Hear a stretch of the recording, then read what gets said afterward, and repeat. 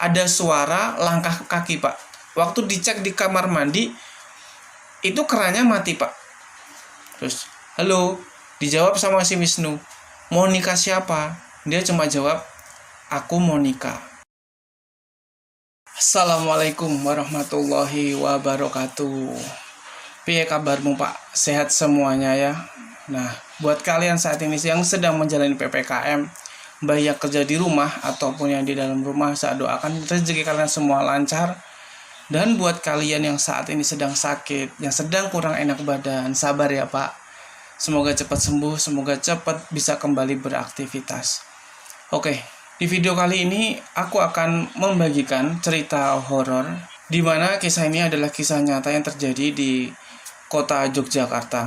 Sebelum aku mulai ceritanya, jangan lupa untuk klik subscribe, like, dan share video ini biar subscribe aku nambah, Pak. Jadi kalau kalian subscribe channel aku, subscribe aku nambah, jadi aku akan jauh lebih semangat lagi buat bikin kontennya, Pak. Jangan lupa like dan share video ini apabila bermanfaat dan menghibur kalian. Terus satu lagi, kalau kalian nyari kemeja, nyari celana, nyari jaket, kimono, kalian bisa cek di Sonkamonka ID atau di Shopee, klik aja Sonkamonka Official. Nah, atau bisa dicek di sini ya.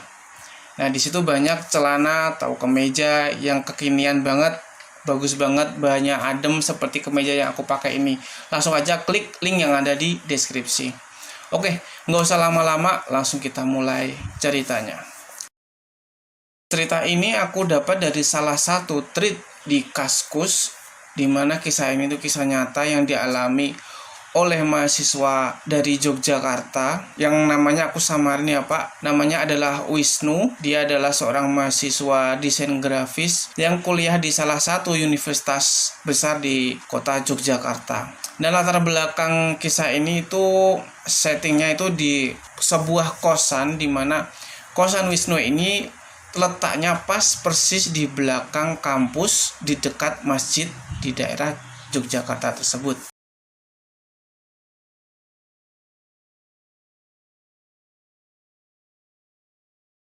Untuk semua nama yang ada di dalam cerita ini aku samarkan ya Pak. Jadi aku nggak mau pakai nama asli biar menjaga privasi mereka.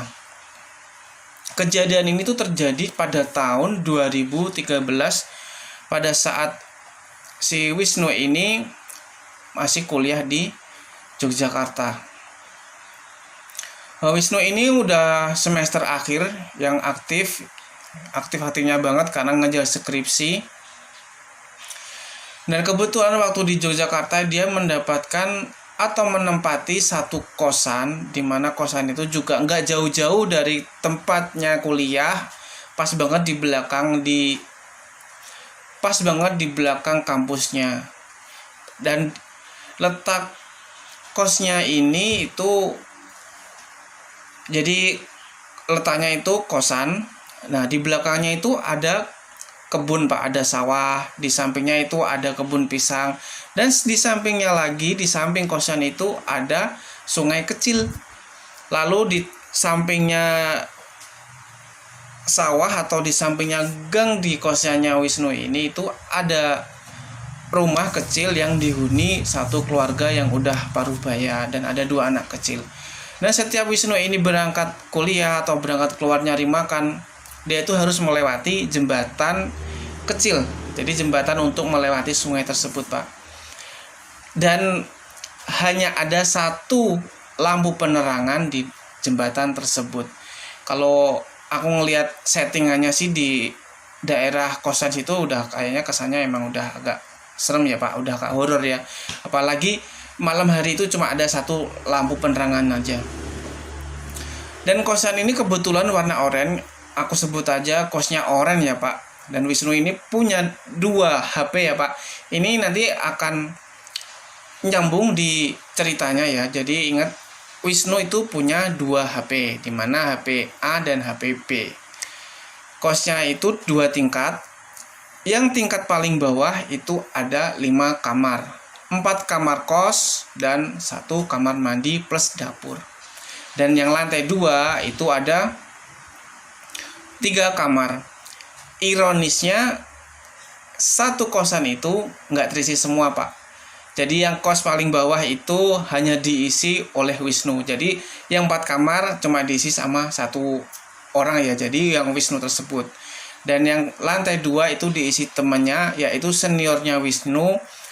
Dia kuliah juga di satu universitas yang sama, cuma beda jurusan. Yang 2 ini dia jurusannya fotografi. Dan letak kamar mandi itu hanya 1, hanya di lantai bawah ya Pak. Lantai dimana dekat kosannya atau kamarnya si Wisnu. Jadi mikirnya Wisnu itu mau ngapa-ngapain, mau keluar masuk kamar itu nggak ribet Pak, nggak harus naik tangga, naik turun tangga, itu nggak harus, jadi nggak repot lah kalau mau apa-apa itu nggak repot. Apalagi kamar mandi juga adanya cuma di bawah ya Pak, di atas cuma 3 kamar aja, jadi nggak ada dapur, nggak ada kamar mandi.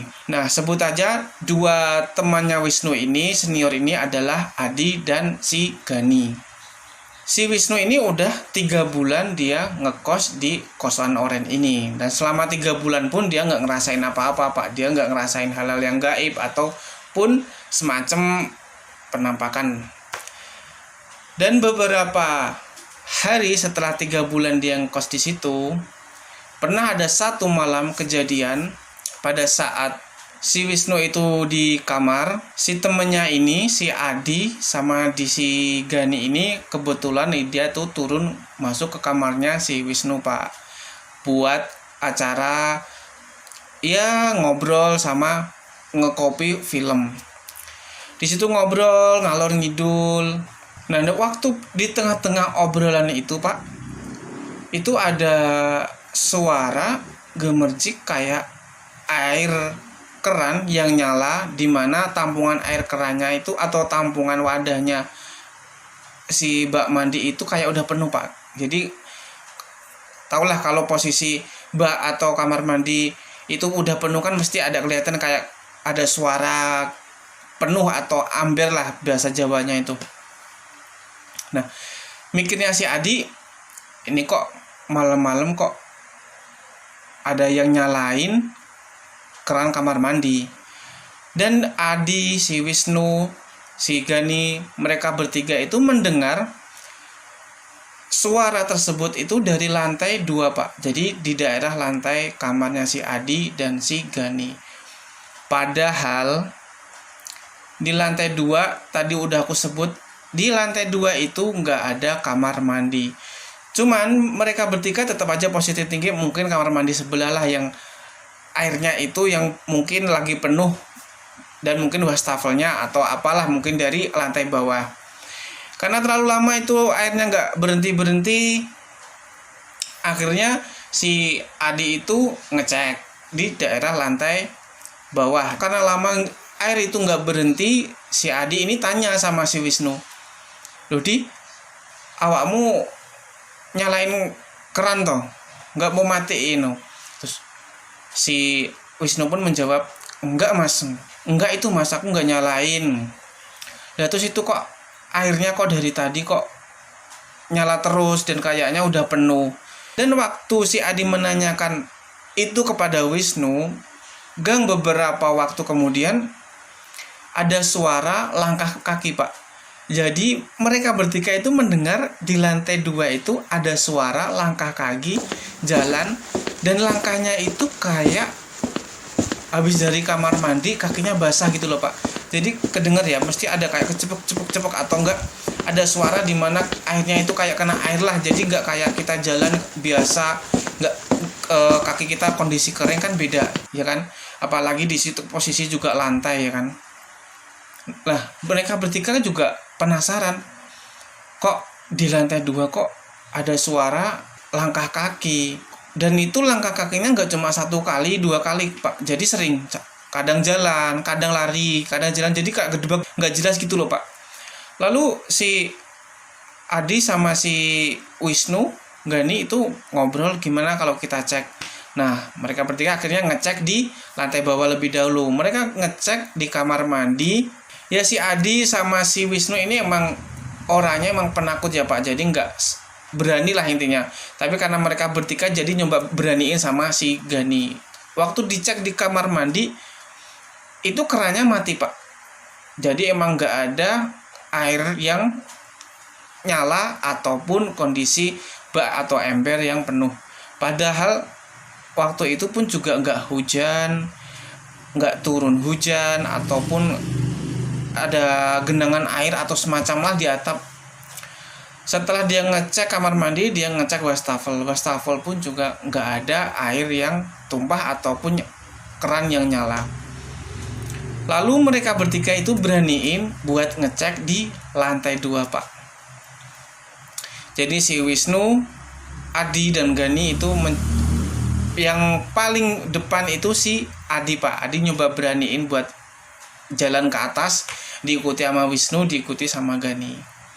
Waktu di pertengahan tangga kan, lantai 2 kan mesti ada tangganya kan. Nah di pertengahan tangga itu si Adi tuh denger banget jelas masih ada suara orang jalan, Pak. Jadi gedebuk-gedebuk. Jadi masih ada suara langkah kaki yang basah. Jadi waktu di pertengahan tangga itu kayak ada suara orang lewat, jalan lari. Dan di tengah-tengah tangga itu si Adi ini udah ngerasa nggak enak. Karena bener-bener suaranya itu bener-bener nampak dan jelas banget. Dan dia mulai jalan lagi ke atas. Lalu dia nyoba buat nengokin kepalanya ke lantai 2. Dan apa yang terjadi? Suara itu hilang, Pak. Jadi suara itu hilang, nggak ada suara jalan lagi. Dan mereka bertiga ngecekin satu-satu kamar tersebut, nggak ada siapa-siapa. Lah, setelah mereka bertiga itu melihat kondisi yang seperti itu, suara segala macam padahal nggak ada siapa-siapa, lalu mereka bertiga ngeliat-lihatan, lari langsung ngacir gitu aja, Pak. Nah nggak sampai situ sih, Pak. Di selang 1 bulan kemudian mereka udah agak berani nginep di kosan Oren ini. Jadi setelah kejadian itu nggak terjadi kejadian lagi, Pak. Jadi udah nggak ada apa-apa, aman lah. Mikirnya mereka aman. Mereka udah nggak takut lagi lah ya, karena kejadiannya udah berakhir. 1 bulan kemudian ada satu waktu si Wisnu ini dia itu lagi ada job atau kerjaan untuk desain kliennya. Jadi ada satu waktu si Wisnu ini tuh mendapatkan job untuk mendesain salah satu permintaan kliennya. Jadi Adi ini selain jadi mahasiswa, dia itu juga freelancer, Pak. Jadi ya buat nambah-nambahin uang saku lah. Nah, namanya editor itu emang butuh konsentrasi penuh, Pak, buat ngedit. Dan Wisnu ini dia emang nggak suka tempat ramai. Jadi ngeditnya itu nggak bisa di masjid, nggak bisa di kampus, atau waktu nongkrong sama teman-teman kondisi ramai kayak gitu emang nggak bisa, Pak. Ya mau nggak mau si Wisnu ini dia ngerjain kerjaan ini atau jobnya ini itu di kosan dia sendiri, di kamarnya dia sendiri. Dan apalagi deadline kerjaannya ini itu subuh hari, Pak. Jadi dia ngerjainnya itu jam 11 malam, subuh itu harus kelar. Dan waktu dia ngedit, posisi si Adi dan si Gani ini nggak di rumah, Pak. Jadi mau nggak mau dia itu di situ ngedit sendirian. Oke, lanjut. Waktu selang beberapa lama si Wisnu ini enjoy ngedit biasa, ngeklik biasa sambil SMS-an sama si ceweknya ya. Jadi kebetulan si Wisnu ini dia LDR-an, Pak, sama si ceweknya, sambil SMS-an sama ceweknya, ngedit, enjoy. Nah, setelah beberapa menit, mungkin jam 11-an lebih, tadi aku bilang kan kalau si Wisnu ini punya 2 HP, HP A dan HP B. HP-nya Wisnu yang A ini bunyi, Pak. Jadi bunyi nomornya ini tuh nggak ke-save di kontaknya si Wisnu.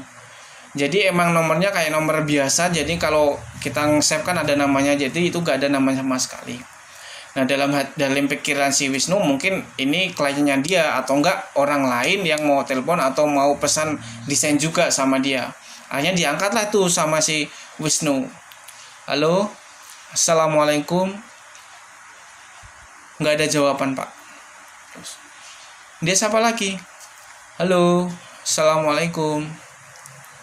Halo, sama nggak ada jawaban lagi Pak.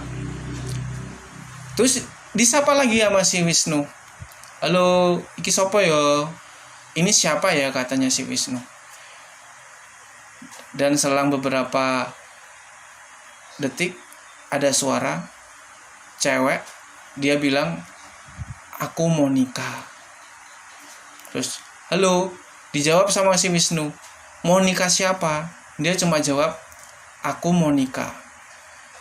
Suaranya ini lirih dan mungkin agak cute, karena suaranya juga pelan. Kata si Wisnu ini suaranya itu pelan, jadi emang gak jelas. Dan setelah dia angkat telepon, dia langsung dimatiin, karena Wisnu kayak keganggu kan, ini orangnya gak jelas, gak tahu siapa, cuma bilang aku mau nikah, aku mau nikah.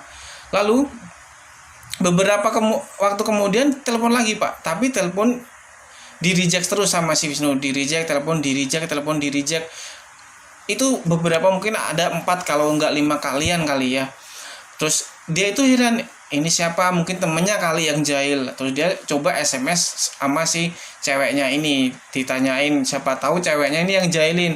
Ternyata waktu di SMS ini ternyata si ceweknya ini emang bener-bener nggak ngejahilin si Wisnu.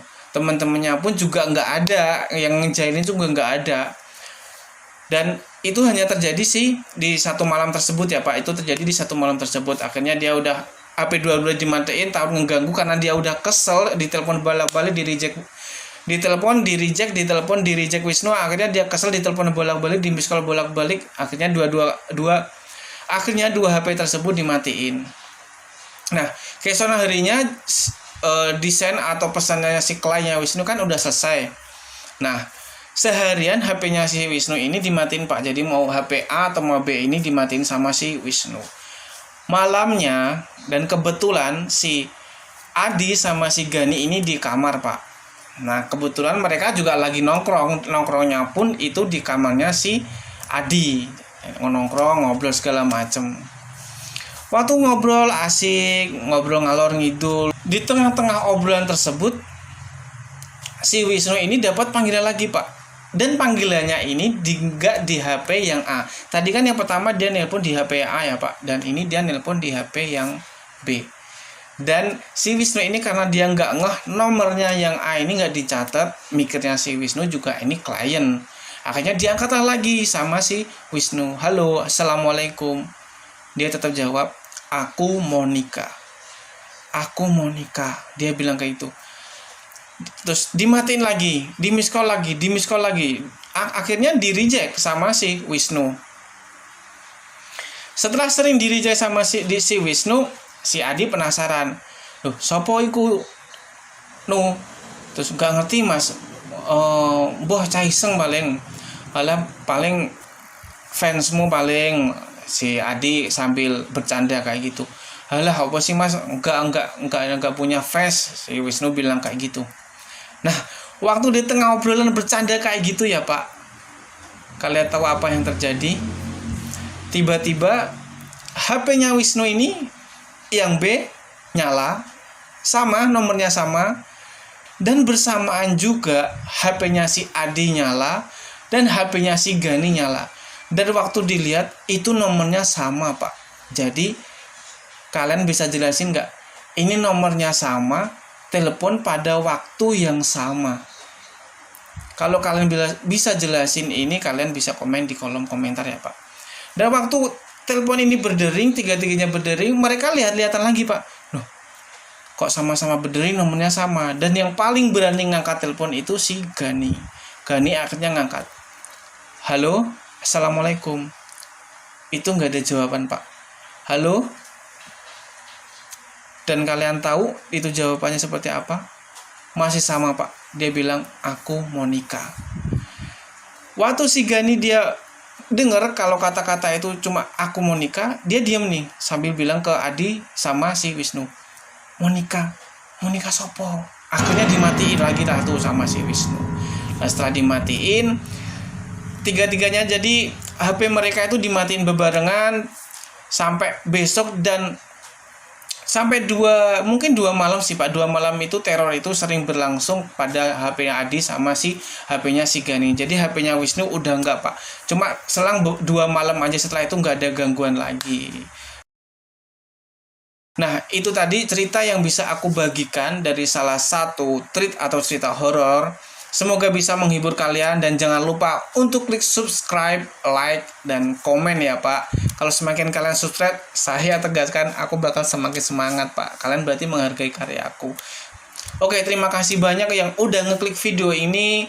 Kalau ada yang manfaatnya kalian ambil ya Pak. Misal aku ada kurang ini, kurang itu, atau kalian mau berbagi cerita horor atau kalian mau berbagi cerita horor atau video horor yang kalian alami pribadi maupun teman kalian bisa DM aku ya Pak di Instagram Tonite atau di email aku, nanti aku sertakan di kolom deskripsi. Terus intinya terima kasih udah ngeklik video ini. Buat subscribeku 173 subscribe, terima kasih. Ini perjalanan aku untuk menuju 10.000 subscribe. Intinya doanya dan dukungannya terus. Saya Tony Haryanto, dadah. Assalamualaikum warahmatullahi wabarakatuh.